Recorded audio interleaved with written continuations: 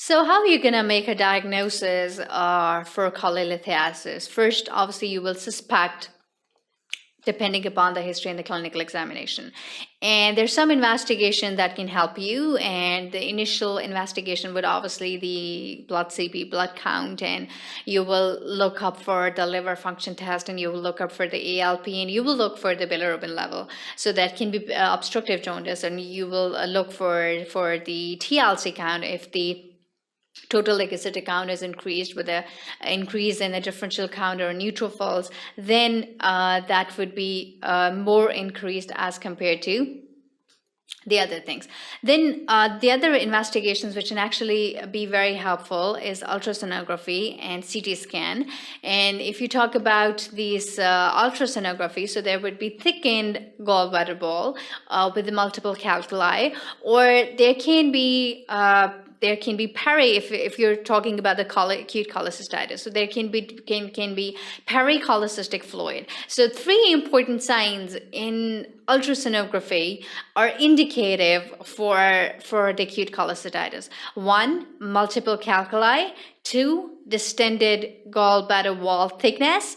And three would be pericholecystic fluid. Sometimes it happens that the ultrasonography will report only cholelithiasis, multiple gallstones. So that means the patient was having a biliary colic, and you actually correlate all the labs. And if there is normal total leukocytic count and the patient is complaining of vomiting and right upper quadrant pain, and ultrasonography was done and there was simple cholelithiasis, then you will label it as a biliary colic. And if there is increase in the total leukocytic count, Murphy's is positive, all the signs of the cholecystitis and fever and everything is positive. And in ultrasonography, he gives you thickened gallbladder wall, distension is positive, and there's a pericholecystic fluid around the gallbladder. That means that the gallbladder is distended, and it's an acute episode of the infection, which is called as acute cholecystitis. CD can be very helpful. How the CD can be very helpful?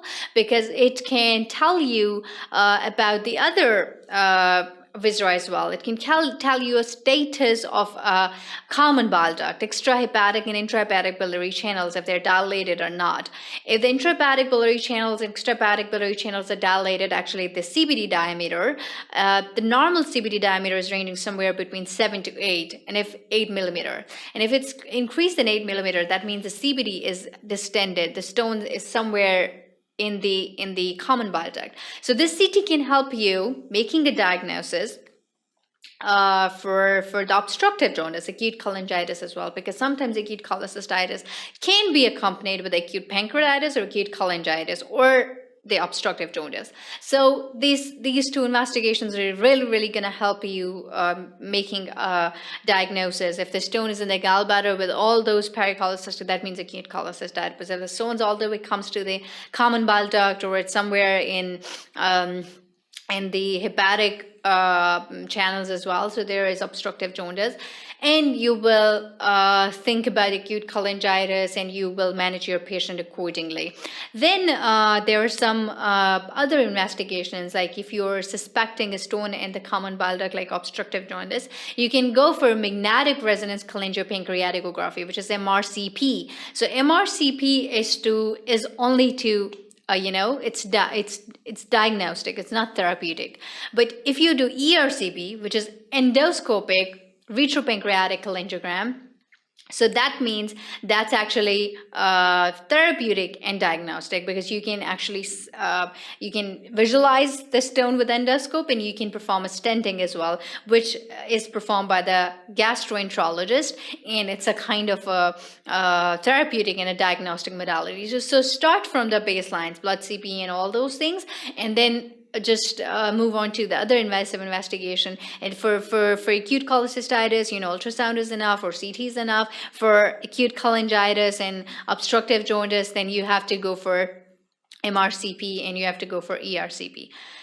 Okay, so what can be the differential diagnosis when a patient is coming to you with a right hypochondrial pain or with a vomiting? So the common would be, you will think about appendicitis if the patient is young.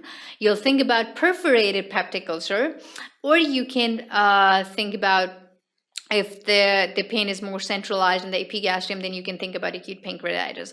There can be some other rare differential diagnosis like acute pyelonephritis, myocardial infarction, or pneumonia. But these things should come into your mind because you don't have to stick to one diagnosis that the patient is suffering from right hypochondrial pain, so it's only cholecystitis, nothing that.